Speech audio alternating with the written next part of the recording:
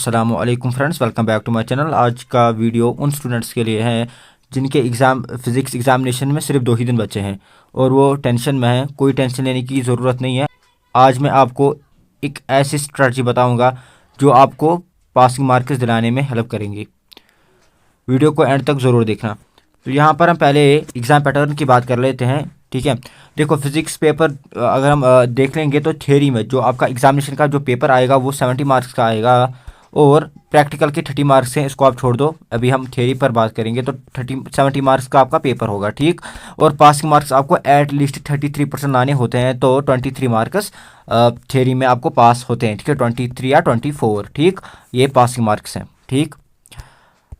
अब हमें स्ट्रेटजी क्या बनानी चाहिए? हमें इसी टॉपिक उसको पहले उठाना पड़ेगा, ठीक है। जो इसी टॉपिक्स होंगे जिससे हम ज़्यादा से ज़्यादा मार्क्स लाएंगे तो वो हमें पहले उठाने पड़ेंगे, जिनका हाई वेटेज होगा, ठीक। और जिनमें हमें ज़्यादा मेहनत नहीं करनी पड़ेगी वो टॉपिक्स वो टॉपिक्स हमको पहले नंबर पर उठाने हैं।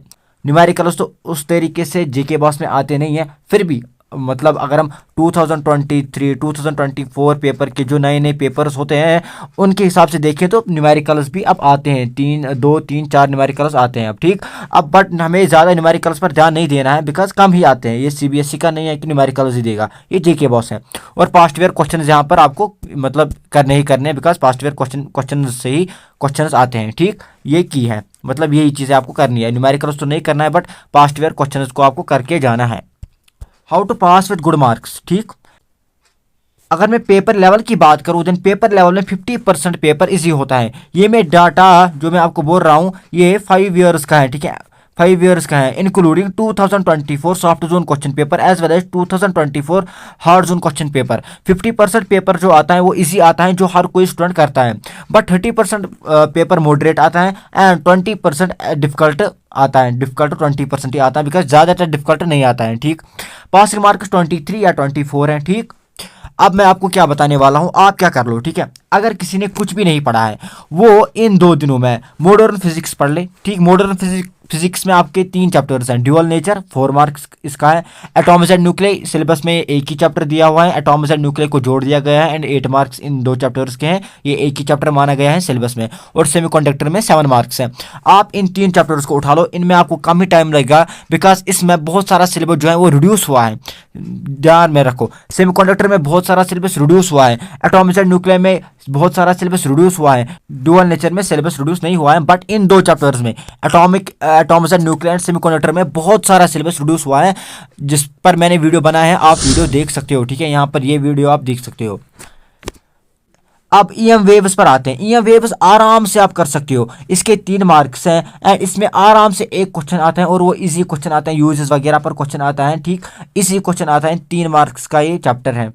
अब हम आते हैं मूविंग चार्ज एंड मैग्नेटिज्म के ऊपर। अगर कोई मूविंग चार्ज एंड मैग्नेटिज्म करना चाहते हैं तो उसमें 9 मार्क्स हैं। अब मैं आपको क्यों ये बता रहा हूँ कि आप मूविंग चार्ज एंड मैग्नेटिज्म कर लो, इसका ये वजह है कि जो मैग्नेटिज्म का हमारा पोर्शन है उसमें क्वेश्चन आते हैं, अगर आप 2024 का क्वेश्चन पेपर देख लो, 2024 हार्ड जोन का क्वेश्चन पेपर देख लो, 2024 सॉफ्ट जोन का क्वेश्चन पेपर देख लो, दोनों में मैग्नेटिज्म से क्वेश्चन आए हैं जो कि इजी होते हैं। और जो मूविंग चार्ज वाला पहला चैप्टर है उसमें आप क्या कर लो, उसमें आप 5 से 6 क्वेश्चन लर्न कर लो जो कि आपको लगे जो इंपॉर्टेंट है वो कर लो। और मैग्नेटिज्म में आप अच्छा मतलब लर्न कर लो टॉपिक्स लाइक डायमैग्नेटिज्म क्या प्रॉपर्टीज, पैरामैग्नेटिज्म वगैरह, ये सब डायमैग्नेटिज्म पैरामैग्नेटिज्म ये सब प्रॉपर्टीज आप लर्न कर लो। इनसे क्वेश्चन आते हैं जो आपने देखा होगा, ठीक है। मैं आपको अभी प्रूफ भी दिखाऊंगा, ठीक। एंड करंट इलेक्ट्रिसिटी बहुत इजी टॉपिक, बहुत इजी चैप्टर है एंड आप ये आराम से कर सकते हो, मतलब 4 आवर्स लगेंगे इसको विथ डेरिवेशन वगैरह सब कुछ आराम से होगा ये। एंड इसमें क्वेश्चन भी इजी आता है, इसके टोटल 7 मार्क्स हैं, ठीक। अगर आप इतने चैप्टर्स करोगे आपका टोटल जो आएगा वो आएगा 38 मार्क्स। कितना आएगा? 38 मार्क्स। अब 38 मार्क्स तो हमें करने नहीं, हमें तो इससे ज़्यादा करना है। तो हमें क्या करना है, जो और चैप्टर्स होंगे लाइक इलेक्ट्रोस्टैटिक्स है, EMI एंड AC है, ऑप्टिक्स है, उसमें हमको इन चैप्टर्स में हम लोगों को 80-20 रूल फॉलो करना है। 80-20 रूल फॉलो करना। अब ये 80-20 रूल का मतलब क्या होता है वो हम देख लेते हैं। 80-20 रूल का ये मतलब होता है कि 80% of result come from 20% of efforts, ठीक है। इसका ये मतलब होता है कि 80% रिजल्ट आपके 20% एफर्ट से ही आएगी। मतलब यहाँ पर देख लो, फोकस आपको मोस्ट इंपॉर्टेंट 20% ऑफ टॉपिक्स पे करना होगा।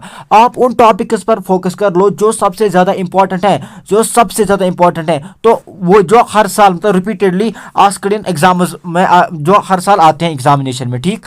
तो इससे क्या होगा, this will help you secure at least 80% of the passing marks with less effort. इससे आपको 80%, आपको 20% ही करना है, तो 80% आपको लीव करना है जो इंपॉर्टेंट नहीं होगा, 20% करना है, तो उससे आपका पूरा चैप्टर ही होगा। अब आपको 80-20 रूल कैसे अप्लाई करना है फिजिक्स में इन लास्ट 2 डेज में, ठीक।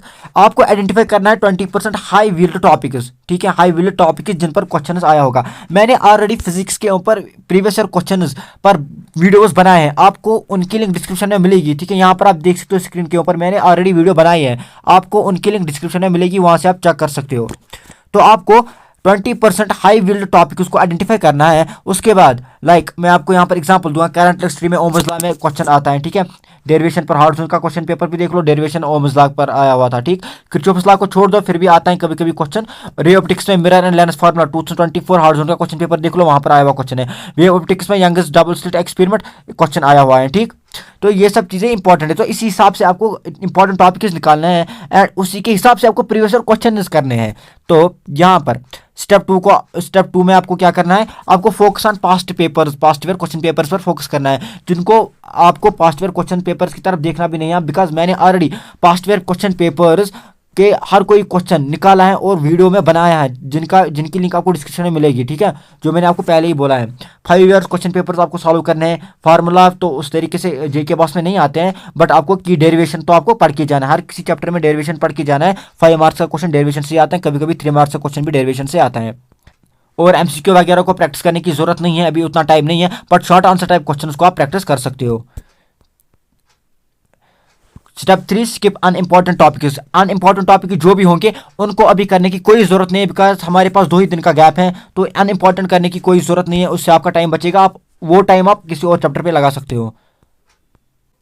यहां पर आप रिवाइज इंपॉर्टेंट फार्मूलाज, ठीक है, आप रिवाइज करो इंपॉर्टेंट फार्मूलाज को, डेरिवेशन को, न्यूमेरिकल्स को, ठीक है। बट न्यूमेरिकल जीके बॉक्स में हमारे आते नहीं है उस तरीके से न्यूमेरिकल्स नहीं आते हैं जिस तरीके से सीबीएसई में आते हैं, बट इंपॉर्टेंट फार्मूलाज भी हमारे पास उतने मतलब न्यूमेरिकल्स तो नहीं आते हैं, हम फार्मूलाज को रट ले वो भी नहीं आते हैं, बट डेरिवेशन तो आते हैं, तो डेरिवेशन को आपको मतलब रिवाइज करना होगा, और जो क्वेश्चन आप लर्न करोगे उनको रिवाइज करना होगा।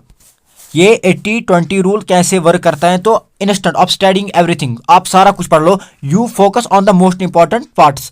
80-20 रूल में क्या होता है, आप उन चीजों पर फोकस करोगे जो मोस्ट इंपॉर्टेंट है, that actually appear in the exam, जो एग्जाम में आता है। This saves time, reduces stress and increase your chance of passing. खत्म। तो आपको यही करना है। अब बाकी चैप्टर में जो आपने नहीं पढ़े होंगे, जो आपने चैप्टर्स नहीं पढ़े होंगे, उनको आपको यही करना है। मैंने इसलिए ये सब चीज़ें लाई हैं, ये मैं मतलब अगर मैंने कुछ भी नहीं पढ़ा होता मैं यही करता, ठीक है। बट किसी ने इलेक्ट्रोस्टैटिक्स को पढ़ा होगा, मैग्नेटिज्म को नहीं पढ़ा होगा, तो वो इलेक्ट्रोस्टैटिक्स को चूज करे, मैग्नेटिज्म को ड्रॉप करे।